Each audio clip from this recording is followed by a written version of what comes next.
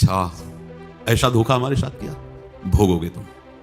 ये जो निकलता है ना भोगोगे, ये अकाट्य होता है। क्योंकि किसी का भी हृदय, मान लो किसी भी जीव जंतु को आप कष्ट दें और उसका हृदय आह भर जाए, तो वो आह वज्र की लिखित में भोगना पड़ेगा। वो आह किसी की ना लेना जिंदगी। कोई ऐसा कोई आह भर करके कह दिया तुम समर्थ हो, हम तो कुछ कर नहीं सकते, और अंदर से दुखी, फिर तुम्हारी सामर्थ्य काम नहीं करेगी, मिट्टी में मिला देगी। ऐसा नहीं कि आप जो कर रहे हैं कोई देख नहीं रहा, कोई हिसाब किताब नहीं, जो कर रहे हैं अवश्य में भोक्तव्यम। बहुत सावधान। जीव स्वयं नित्य निरंतर कर्मों के जाल को रच रहा है और अपने आप को बांध रहा है। आपको मुक्त होना है, बंधना नहीं है। जीव का जन्म कर्मों के अनुबंध से होता है, कर्मों के बंधन से होता है, और उसको अपना ऋण चुकाना होता है। कर्मानुबंध ये बहुत सूक्ष्म विषय है। जैसे आप जिस परिवार में जन्म लिए हैं, तो उस परिवार के लोगों से आपका ऋण है, इसलिए उसी परिवार में आप आए हैं। और ऋणानुबंध, उसको बिना चुकाए या बिना वसूल किए आप वहां से जाएंगे नहीं। आपको लेना है तो वसूल करना है, और देना है तो चुकाना है। यह पूर्व के जन्मों से निश्चित किया गया है। जैसे किसी के यहां पुत्र हुआ, जन्म से ही पैसा खर्चा शुरू हुआ, बड़ा हुआ तो उद्दंडता के द्वारा मार पूरे परिवार को क्लेश पर क्लेश देता चला जा रहा है। ये तुम्हारे कर्म का फल है। या ऐसे शक्तिहीन बुद्धिहीन ऐसे पागल पूरे जीवन सेवा करो, तुमसे अपना हिसाब चुकाने के लिए वो आया है। अब परिवार के जो सदस्य जुड़े आके, मतलब पत्नी आते ही पूरी हृदय में आनंद, परिवार में आनंद, और जीवन भर वो आनंद ही सुख देने के लिए उसका जन्म हुआ। वो अपना ऋणानुबंध मुक्त, और आते ही भयंकर क्लेश खड़ा कर दिया, बीच में दीवार और झगड़ा वैसा, फिर अतरे दिन मारपीट शुरू, कलह अशांति, पूरा जीवन नर्क हिसाब करने आएंगे। यहां ऋण चुकाए बिना कोई जा नहीं सकता, ऋण चुकाना पड़ेगा। किसी का ऋण वसूल करना है तो किसी को ऋण चुकाना है, दोनों काम करने होते हैं। अनेक जन्मों में अनेक लोगों के साथ हमने जो बर्ताव किए हैं, अच्छे या बुरे, वो होंगे। अब किसी आदमी को हम जानते नहीं, अचानक मिला, अचानक टक्कर लगाओ, मार पीट गाली गुप्ता सब कर दिया, चुपचाप सह लो। क्यों? ये आपका हिसाब है, पूर्व का हिसाब। हमारा उससे कोई द्वेष नहीं, कोई संकल्प नहीं। अचानक घटना घटी और हमसे द्वेष करने लगा, हमें पीटने लगा, हमें गालियां दे, ये हिसाब है, चुपचाप सह जाओ। अपने घर का भाई ही भारी दुश्मन बन गया और क्लेश देने, हिसाब है। एक प्रभुदत्त ब्रह्मचारी जी की वाणी में पढ़ा था, एक महात्मा जी भ्रमण करते थे, तो उस समय असरफियां चलती थी, मोहरे असरफियां, तो उनको भेंट में देते लोग। तो या तो ठाकुर सेवा में लगे तत्काल, या संत सेवा में तत्काल लगे। उसका संग्रह करके डोलना ये ठीक नहीं है, बैरागी के लिए सिद्धांत में ये ठीक नहीं है। तो जब 2, 4, 6, 8 ऐसे मोहरे हुई, तो उन्होंने विचार किया कि और भ्रमण करके जब काफी मोहरे हो जाएंगी, तो प्रयागराज में जब कुंभ पड़ता है, एक बार पूरे सब अखाड़े के संतों को, अलग अलग संप्रदाय सब संतों को बुलाएंगे और सबको खुआएंगे। अब साधु है तो यही विचार करेगा, और क्या विचार करेगा। तो उन्होंने एक ऐसे डंडा बनवाया, बेंत, जो ऊपर से चूड़ीदार और भीतर पोला, और मोहरे उसमें डालते गए। और भ्रमण, जहां जहां श्रद्धालु भगत थे सबके यहां जाना, और इच्छा रखना कि एक मोहर तो दे दे दक्षिणा में। कामना कोई भी हो वो बांधती ही है, ध्यान रखना। इसीलिए प्रभु जो चाहे वो करे, अपनी चाह नहीं रखनी चाहिए, अपनी चाह प्रभु की चाह में मिला देनी चाहिए। धीरे धीरे वो छड़ी भर गई। भ्रमण करने वाले महात्मा चूड़ी लगाई, इंतजार करते रहे। जब प्रयाग का कुंभ पड़ा तो चले। तो रास्ते में एक गांव में पूछा जाता है, जैसे कहीं रुको कि कोई श्रद्धालु ऐसा है जो संत सेवी है। तो कुछ लोगों ने बताया, हाँ एक परिवार है, बहुत संत सेवी है, और आपको मिलाते हैं उनसे। हाँ ये महाराज, घर में रुका, खूब अच्छा हलवा पूड़ी पवाया, और जो घर के मालिक थे चरण दबाए। चरण दबाते दबाते उनकी दृष्टि पड़ी उस डंडे पे, इतना मोटा और ऊपर से कुछ चूड़ी सी भी नजर आ रही, इस डंडे में तो कोई रहस्य ही है। अब महात्मा जी को खवा पिला के सुला दिया। महात्मा जी जब सो गए तो पत्नी से धीरे से कहा, वो डंडा लाओ बाबा जी का डंडा। वो चूड़ीदार जो ही खोला पलटाया तो सैकड़ों मोहरे। ऐसे संत रोज पधारे भगवान, तुम आनंद हो जाए फिर क्या।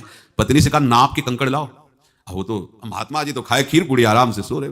रात में पूरी प्लानिंग करके उसमें कंकड़ भर के चूड़ी लगाकर सिराने रख दिया, सारी मोहरें हटा ली। महात्मा जी आराम से छड़ी उठाए तो वजन पक्का। वैसे बड़े लोग चतुर होते हैं, पर ये नहीं जानते कि कर्म कितना भयानक होता है। और उनकी कोई संतान नहीं थी, पर धन में इतना प्रेम उनको था।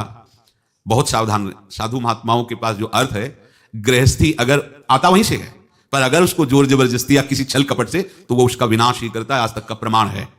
अब उनको ये भाव पता नहीं होगा, या पता होगा तो लोभ के कारण वो उसको मान नहीं पाए होंगे।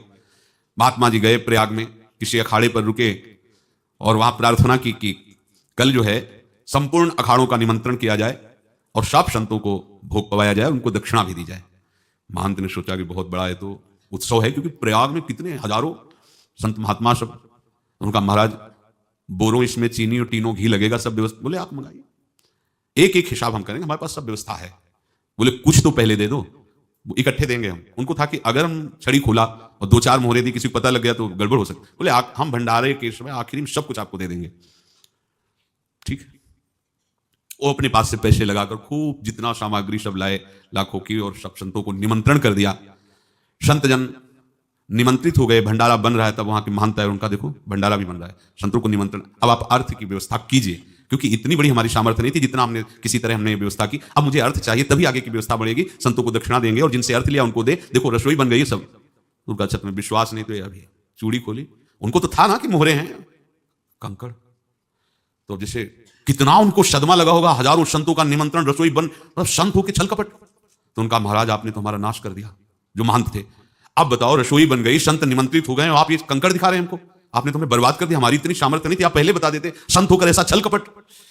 अब वो बोले तो क्या बोले, क्योंकि उनको पता था कि मोहरे हैं इसमें।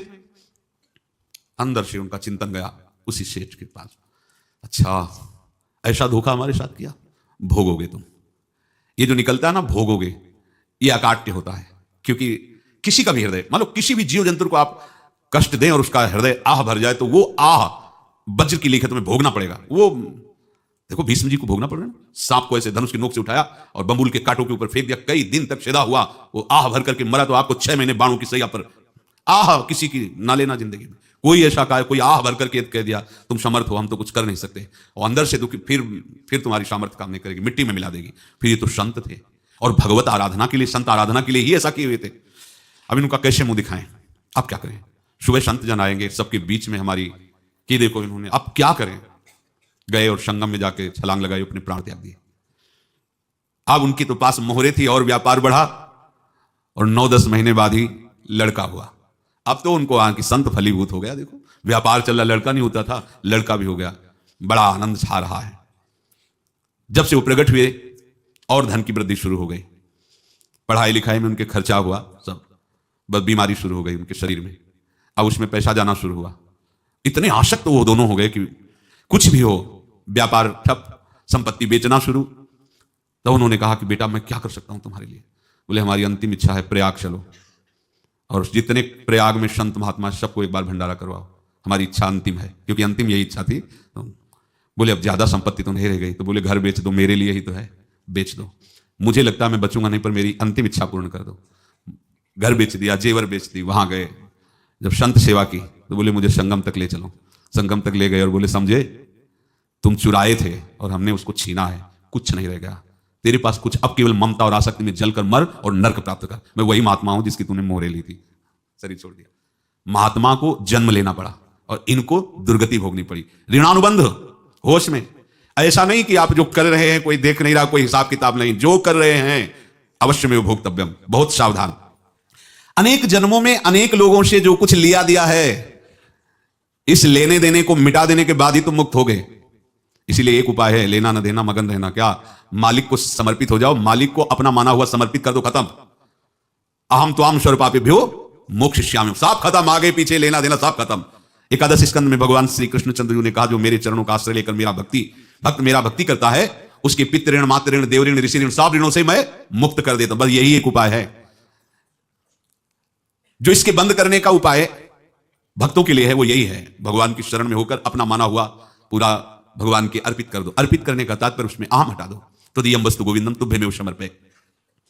जिनसे तुमने सेवा करवाई है उनकी सेवा करनी पड़ेगी, जिनसे तुमने जो कुछ लिया है उनको देना पड़ेगा।